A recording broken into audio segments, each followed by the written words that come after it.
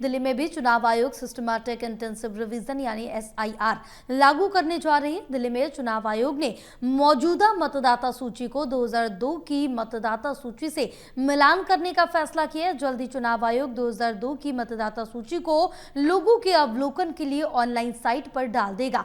दिल्ली में SIR को लेकर राजनीतिक दलों में एक बेचैनी बढ़ने लगी है। दिल्ली की प्रत्येक राजनीतिक पार्टी अपने अपने हिसाब से चुनाव आयोग के SIR के फैसले को लागू करने के फैसले का आकलन कर रही है।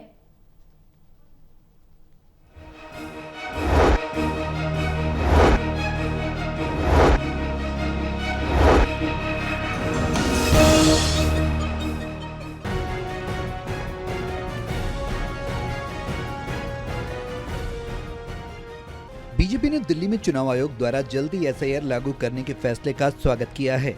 दिल्ली बीजेपी के अध्यक्ष वीरेंद्र सचदेवा ने चुनाव आयोग के फैसले का स्वागत किया। उन्होंने SIR के मुद्दे पर आम आदमी पार्टी और कांग्रेस पर भी हमला बोला।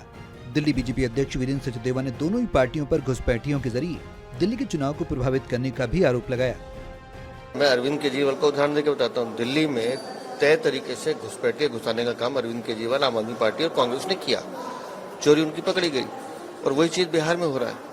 तो जहां जहां इनको लगता है कि इनको चुनाव जीतना है, ये उससे पहले तय तरीके से घुसपैठिए घुसाने की कोशिश करते हैं। मुझे तो लगता है कि इस विषय पे और गंभीरता से, सख्ती से काम होना चाहिए।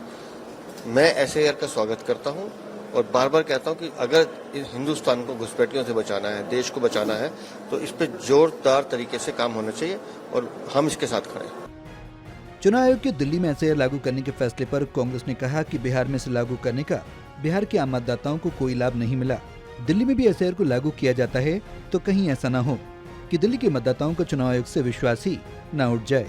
उन्होंने बीजेपी के आरोपों का जवाब देते हुए कहा कि अगर कांग्रेस दिल्ली में लोकतंत्र को मजबूत नहीं करती तो आप और बीजेपी को दिल्ली में आना मुश्किल था।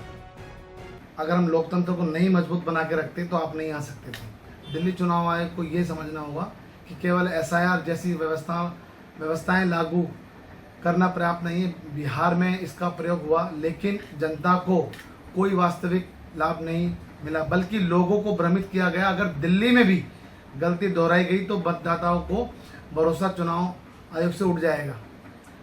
मैं साफ कहना चाहता हूं कि दिल्ली में चुनाव प्रक्रिया केवल कागजी औपचारिकताओं से पारदर्शी नहीं होगी।